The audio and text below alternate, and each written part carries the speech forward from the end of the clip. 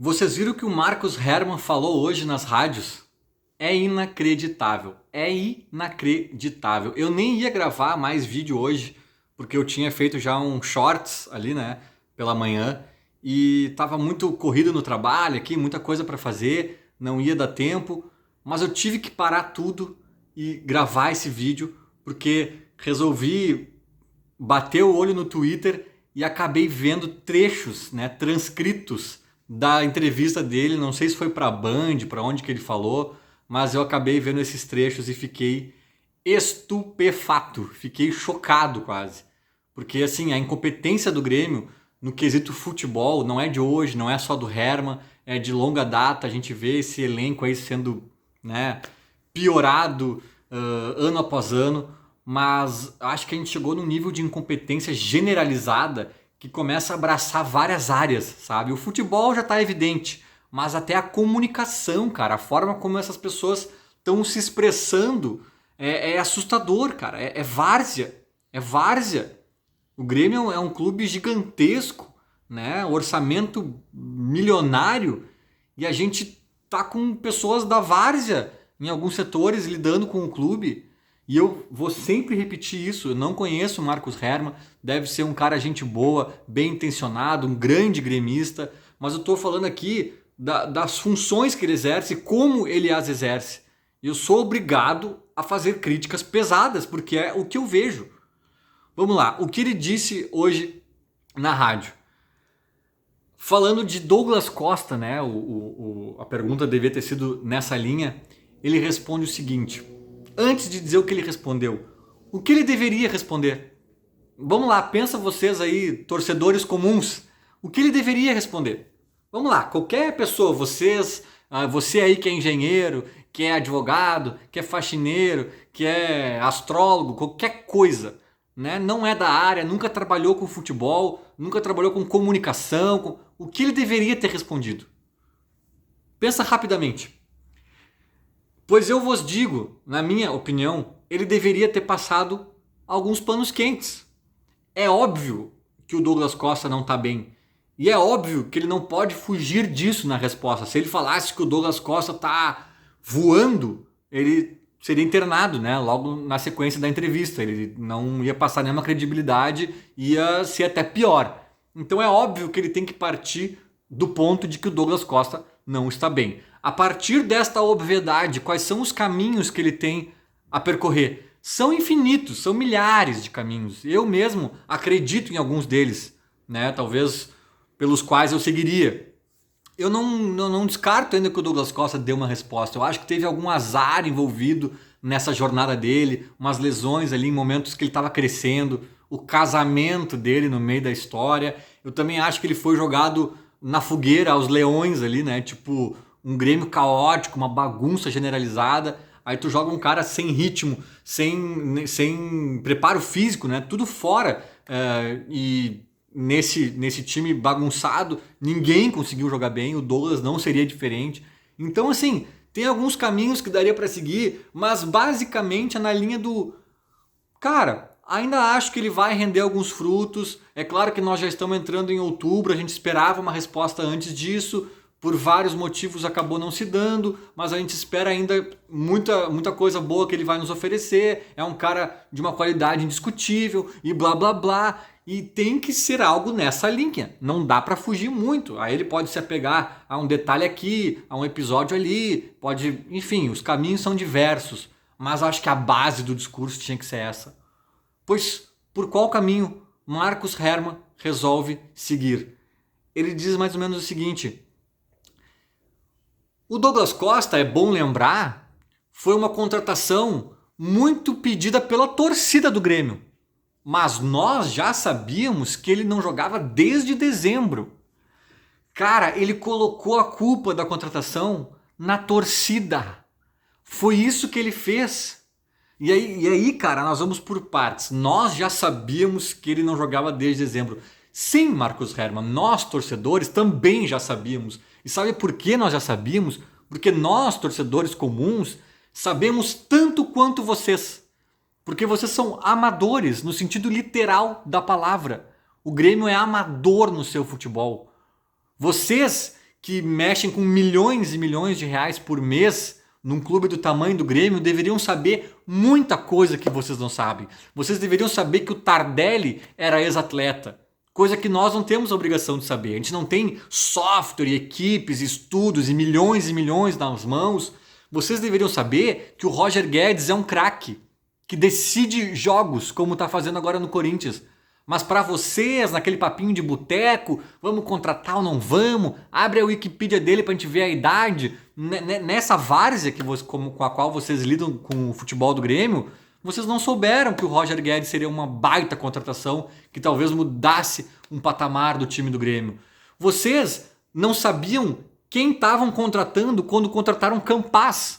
Vocês acharam que era uma solução imediata e é um cara que na primeira semana se viu que não era.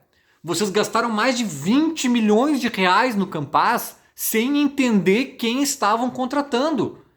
É essa várzea da qual eu estou falando.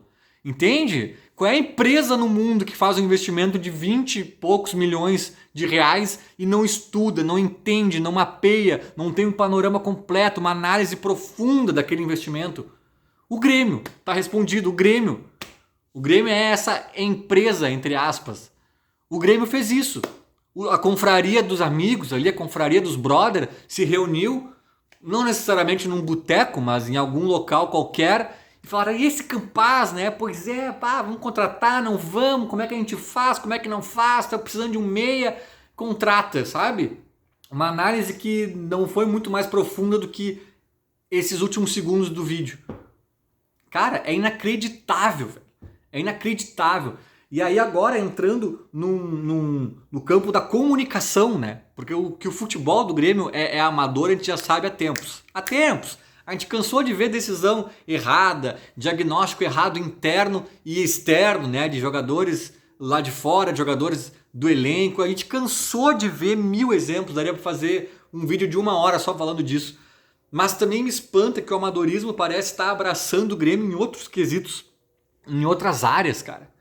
Né? Tipo, se o Hermann fosse um gênio do futebol, o cara que revolucionou ali o setor ali e tal, com ideias e com insights e estudos e pesquisas, cara, ainda assim talvez fosse recomendado que ele se afastasse dos microfones, porque ele não manda bem falando aos microfones. Só que o problema é que ele não manda bem nem uma coisa nem outra, né? Então a gente não entende o que ele está fazendo ali. A gente não entende. Ah, é muito amigo do Romildo Azar. Romildo bota um inimigo que manje. Bota um desconhecido que manje. Sabe? É esse o problema, como eu sempre digo. Tá expondo o clube e tá expondo o Marcos Hermann. Se vocês gostam dele, preservem o cara. Se vocês não acham necessário preservar o Grêmio, preservem o amigo. Preservem esse cara que deve ser um cara gente boa, um gremistão. Preserve o cara, porque não, por qualquer ângulo que a gente olhe, não faz sentido ele estar ali. Não faz sentido. E se o Grêmio precisa de uma chacoalhada, de um simbolismo, de algum, né? Talvez mexer nesse setor, que eu sei que é delicado, o conselho de administração é eleito, eu sei de tudo isso, mas talvez mexer nesse setor seja um caminho. Porque não faz sentido, cara. Por qualquer ângulo que a gente olhe, o cara é insuficiente. Por qualquer ângulo. E aí, como eu tava falando, né, dessa entrevista dele, no quesito comunicação, cara, ele joga contra a torcida, ele põe a culpa da contratação na torcida, ou seja, o cara que já tava queimado com a gente, ele praticamente fica incinerado, né? Ele cria uma guerra, um duelo com a torcida, dizendo, a culpa é de vocês que queriam, nem venham, sabe? E além de tudo, e talvez principalmente, ele queima o atleta. Ele queima o atleta. A partir do momento que ele faz essa frase, botando a culpa da contratação na torcida, ele decreta que a contratação foi um fracasso. Ele decreta, coisa que nem eu, o corneteiro master aqui, nem eu acredito nisso. Como eu disse antes, eu ainda acho que o Douglas, ainda que tardiamente, vai ainda talvez nos dar algum resultado. Eu ainda acho que ele vai dar. Mas o nosso vice-presidente de futebol já decretou que foi um fiasco, um fracasso. Porque quando alguém tem culpa de algo é porque algo deu errado. Então se ele põe a culpa na torcida, ele está decretando que Douglas Costa deu errado. Imagina o Douglas ouvindo isso. O teu vice-presidente do clube, numa entrevista, perguntado sobre... E aí o Douglas Costa? E aí ele pensa, o cara vai me defender, vai dizer que eu ainda vou render bons frutos, que a minha qualidade é indiscutível. Ele vai por um caminho assim. Não. Ele fala, é bom lembrar que quem quis foi a torcida. Pois nós já sabíamos que ele não vinha jogando. Que isso, cara? Que isso, cara? Romildo, pelo amor de Deus, velho. Romildo também é um cara, gente boníssima, como eu sempre digo, um baita de um gremista, bem intencionado. Já entrevistei ele, nos tratou super bem, um cara, gente boa. Mas Romildo, pelo amor de Deus, cara, o teu futebol tá largado às traças. A tua revolução financeira vai ser lembrada para sempre. Talvez tenha evitado que a gente virasse um cruzeiro. Eu sempre repito isso, parabéns. Só que, cara, olha o que tá acontecendo, tu não tá vendo? Olha o que o teu vice-presidente de futebol tá falando. Como que isso tá acontecendo e a gente fica vivendo normalmente, cara? É inacreditável. Então, assim, não quer tomar uma atitude mais enérgica, mais radical? Pelo menos tira o Herman dos microfones. Bota o tal do Diego Serri. Não sei quem é esse cara. Não sei o que ele faz no Grêmio. Não sei o que o Diego Serri tá fazendo hoje. O que ele tá fazendo hoje no Grêmio? Um cara que ganha muito bem para estar no Grêmio. O que ele tá fazendo hoje? Talvez algo interessante que eu desconheça. Não tô julgando aqui precipitadamente. Mas então põe ele para dar entrevista. Põe alguém do marketing, alguém da cozinha, põe outro setor, põe o Romildo, sabe? Outro vice-presidente qualquer. Mas não bota o Herman, cara. É tiro no pé atrás de tiro no pé. Ele irrita em qualquer cenário. É inacreditável, velho. É inacreditável. Mas enfim, não sei se foi um vídeo de alguma informação relevante. Eu acho que foi mais um desabafo. Mas eu não consigo entender, cara. Eu não consigo entender.